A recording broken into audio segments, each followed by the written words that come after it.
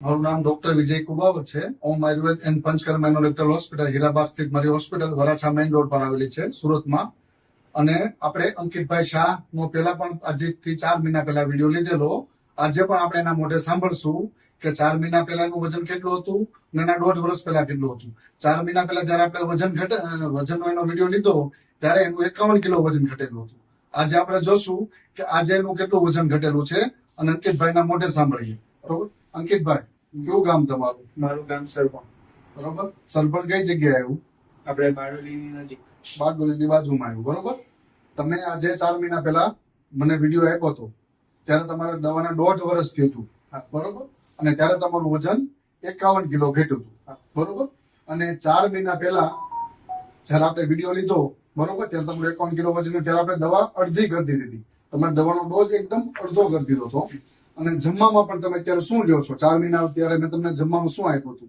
4 મહિના પછી તમે અત્યારે જમવાનું મને શાક રોટલી એક ટાઈમ અને એક ટાઈમ રાઈસની આઈટમ ખાવાની કીધી છે.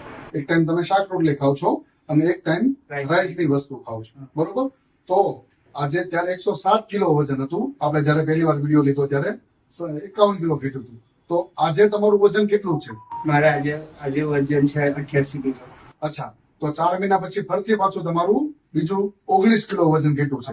એટલે ટોટલ તમારું 1.5 વર્ષ અને 4 મહિના આ એટલે કે તમારું 1 વર્ષ અને 10 મહિનામાં તમારું 70 કિલો વજન ઘટ્યું. બરોબર છે. જયારે આપણે પહેલી વાર દવા ચાલુ કરી ત્યારે તમારું બીપી કેટલું હતું? 180 120 જેટલું હતું. બરોબર છે. અને છેલ્લા ઘણા સમયથી કે આપણે આગલો વિડીયો ઉતાર્યો ત્યારે પણ તમારું બીપી નોર્મલ થઈ ગયું હતું. બરોબર. અને પછી તમારું બીપી નોર્મલ જ આવે છે ને એકદમ. અત્યારે બીપી તમારું કેટલું આવે છે? 110 80 છે. 110 એટલે એકદમ નોર્મલ આવે છે.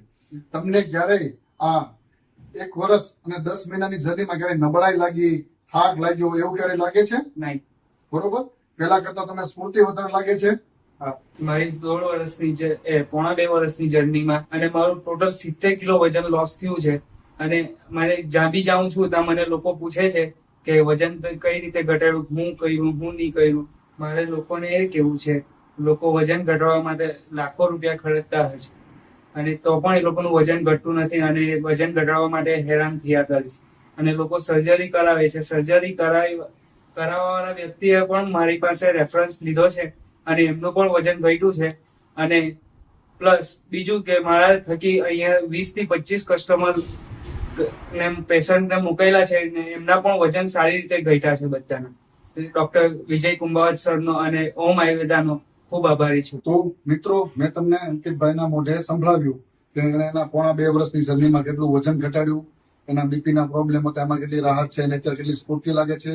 છેલ્લા 4 મહિનાથી એક ટાઈમ શાક રોટલી અને ભાત ખાય છે તો પણ એનું બીજું 19 કિલો વજન ઘટ્યું છે. હવે એની વજનની જર્ની ખતમ થાય છે એટલે ઓલમોસ્ટ એના નોર્મલ વજન તરફ આવી ગયા છે. અને હવે ધીરે ધીરે અમે મેડિસિન બંધ કરવા તરફ જઈ રહ્યા છીએ. અને આ વિડીયોનો મેઇન ઉદ્દેશ્ય એ છે કે લોકો સુધી સાચી માહિતી મળે. જે અંકિતભાઈ કીધું કે લોકો લાખો રૂપિયા ખર્ચતા હોય છે વજન ઘટાડવા માટે, પણ છતાં એનું પરિણામ 0 હોય છે.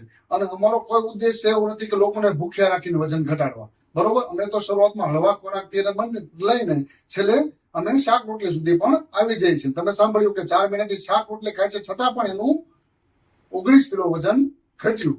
અને વજન ઘટ્યા પછીનો બીજો ઉદ્દેશ્ય અમારો એ હોય છે કે ચાલો વજન તો ઘટી ગયું પણ પાછી વધવું ન જોવે. બરોબર. તો એની માટે અમે સંપૂર્ણ ગાઈડન્સ આપતા હોય છે કે બધું ખાવા છતાં પણ વજનને તમે કઈ રીતે સ્ટેબલ રાખી શકો અથવા ઘટાડી શકો. તો એની માટે અમે આખી સિસ્ટમ ફોલો કરવાનું કહેતા હોય છે. અને એ સિસ્ટમ એવી બધી અઘરી નથી કે લોકો ફોલો ન કરી શકે. એને રોજિંદી લાઈફમાં આરામથી ફોલો કરી શકે. બીજું કે અમારો ઉદ્દેશ્ય એ પણ હોય છે કે વજન ઘટવાની સાથે આવનારા સમયમાં એને ઘણા બધા રોગો જેમ કે ડાયાબિટીસ છે, બીપી છે, થાઇરોઇડ છે, કોલેસ્ટ્રોલ છે, ફેટી લીવર છે, લેડીઝમાં પીસીઓડી ની સમસ્યા છે કે ઘણી લેડીઝને પ્રેગ્નન્સી રિલેટેડ વેટ લોસ ને વજનની હિસાબે તકલીફ થતી હોય છે. તો અમે સાથે આ બધી તકલીફ પણ ન થાય એનું પણ અમે ધ્યાન રાખતા હોય છે અને એનું પણ અમે રેગ્યુલર પેશન્ટને ગાઈડન્સ આપતા હોય છે. જય ધન્વંતરી.